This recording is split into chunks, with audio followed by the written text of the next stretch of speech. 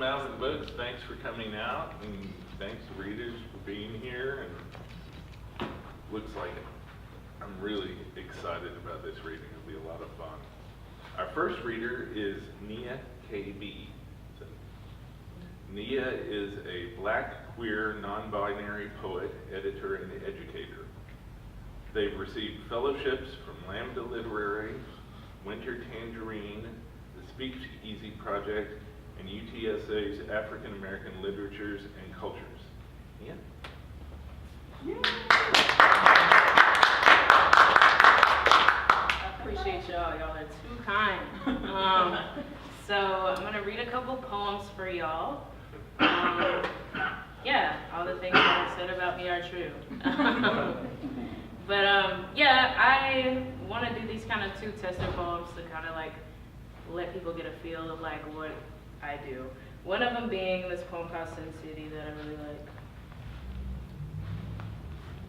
I'm tired of taking orders, answering phone calls, wasting time sweeping floors that aren't mine, working for Daniel David Lester, being annoyed by Becky, Lindsay, Heather, getting all my customers stolen because I'm not the pretty girl at the bar, leaving clues like an amateur sleuth that I don't want to be here, going to, leaving work broke.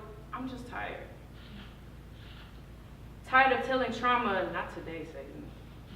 Telling grief and depression, not today, Satan. Telling being human and feeling not any day, but especially not today. I'm tired of being the Black girl in your workshop workplace. Tired of teaching how not to be racist, sexist, stupid. Tired of talking when no one's listening and shaking my head to your senile status quo. In a perfect world, I'd be somewhere away from here. Running swift with my pink slip, ready to slit anyone who dismissed me with heart-bleeding bliss and sit in your white-ass classroom with a grin, waiting on my turn to spit my needed feedback on your Black girl poem, not wondering if this is where I'm supposed to be. I finally have money to get my AC fixed, lose enough weight for my old jeans to fit, then get drinks at Stonewall to reminisce on a time when I wasn't tired, and smoking weed, taking risks, were the only sins I embraced, heart full with love, hands dripping with possibility.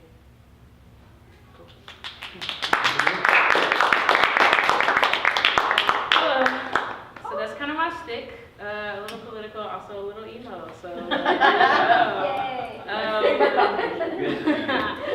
also, you know, a little romantic too. Maybe that one wasn't particularly romantic, but I think this next one will kind of get at what I'm talking about. It's called Why Do I Still Answer When You Call? While deleting Snapchat, I came across a glimpse of us months ago hiking in Arlington. Scissors control a silhouette for sweltering heat that fried our faces. You had those goofy pink shades on, and your bony body lay against my wrinkled white tee. I was looking down at your face, watching you effortlessly project pretty, wondering what I did to deserve such a goddess. I zoomed closer to highlight myself, let the lie, I'm cute as hell, roll like water off my tongue. I found myself saving this video, even almost sending it to you, but instead let it live in my phone for another forever. I can't yet erase that color of time. Can't yet fathom him being the warm body behind you to push against. Can't tell myself enough, you fucked up, she's gone. Until the weekend doesn't make me crack a corny smile, but then you call for a kind of comfort I never provided. Like a virus, I attack the opportunity to let love in. You hear in my voice that I've been drinking, and the phone screen's darkness fills. Even when you hang up, I have pictures. I have all of our videos that do the best they can to stray away this empty.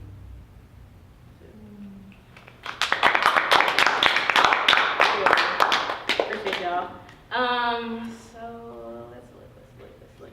Okay, so has anyone been to like the Dallas area before? Anybody? Okay, so it's like a really shitty place there. No, it's a town next door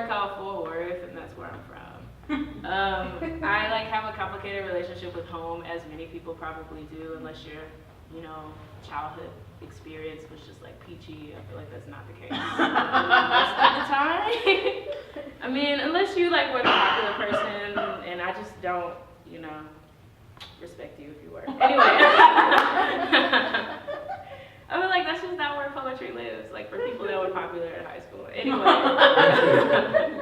I wrote a poem about, that's true. I wrote a poem about my hometown, and yeah, we're just gonna go with it. It's called Greetings from Fort Worth, Texas. I want to love this city.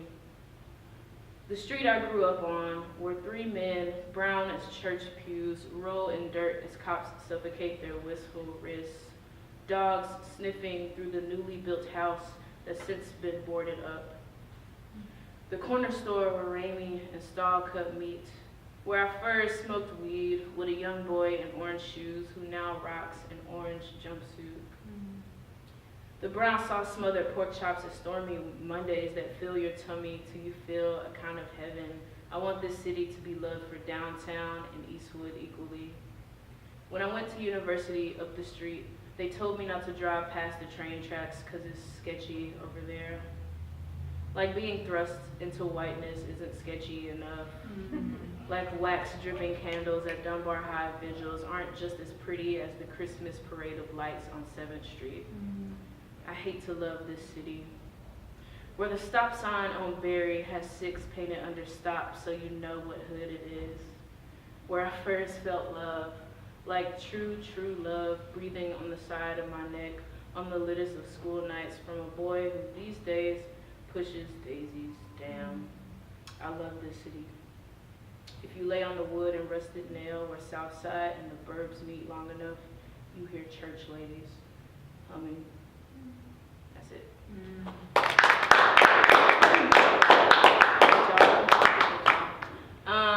So next poem. I was in a school once. I went to school at a point in time. And in this poetry class, I was just like, I don't know, I was kind of over it by like mid-semester. I was just like, ugh, this sucks. But they had a prompt where it's like, write a letter to like a person that you no longer talk to or like that you no longer know. And me being, you know, the subversive person that I was like, I'm not gonna write to a person, I'm gonna write to an object because you didn't make it like, you know, specific enough. So I ended up writing a poem to my college dorm room wooden desk.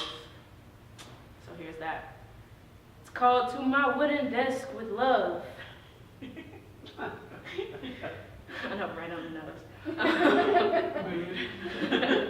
To my wooden desk with love. When I should be focusing on writing poetry, I sit and obsess over the painting in your corner. How blue bleeds into orange and splatters on itself, a metaphor for our beautiful mess life. I wonder sometimes if you'd cuss me out while walking out of the door of our crappy apartment to go talk shit about me with other home fixtures. Would you tell everyone I was a fraud with no talent? Expose me as a lifeless life hack. Oh, scratchy, dusty desk. I owe you my soul and dignity. For the papers of secrets sprawled atop your sturdy frame and the compulsive scratches in your circular middle folding into a navel. I should have gotten us a bookshelf after my book count surpassed 10. I should have clothed you with cheesy artsy decorations to stop the painful ruining of your streaks. I should have flipped you face down while propping your prickly legs in the air, picked you up with all my strength, sweat dripping into my mouth, to finally move you to the kitchen, a much better suited space. But I didn't, and for that, I'm sorry. Sorry that I'm such a terrible human to you. Sorry I spend more time with you during the summer. Sorry that even though I'm sorry, I'll move on to another desk that'll be forced to withstand my abuse of its fruitfulness and forget the things I've apologized for while you age and you're lonely. That's it.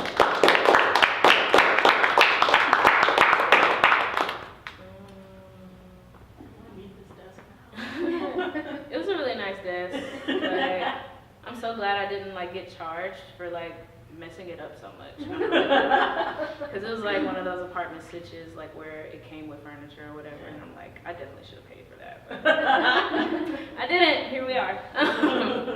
I think that I want to read like one more thing, and that's it. So in my recent kind of writing, and I've talked to some friends about this, I like am really interested in this concept of like, are you still a poet without trauma? Are you still a poet without sadness? Are you still a poet without like fixating so much in your writing on like your pain? So I've been kind of like trying to, amongst myself and like others around me, refocus myself on joy, and like joy in the midst of like all the other, you know, bullshit happening in the world, honestly. And like, I don't know, it's crazy how your days change when you start them with like gratitude, or when you start like focusing on things that make you happy. So I don't know, I just like kind of reimagined this world for myself and wrote a poem about it. It's called In Another Life. I imagine us at the mountain temple being worshipped by snow and dew. We wander like wanderers do, looking for moments when our shadows bleed into each other. I never thought the absence of dirt would do what I've been meaning to do. Like any common skeptic, I felt nothing from the lip touch of any human girl. But when the air between us feels short and synced, I imagine our skin dancing at the gates of heaven. Our kiss relegates the willows to point upward, transcends growth of poplar trees. Our hand in each other's hand makes descendants grow green with exultance, the motif of romance best suited for the dead. We look into our conquered world, ready to rename the colors. This plane is our matter. We regender the body of love here. And that's where I stopped. But thanks, y'all.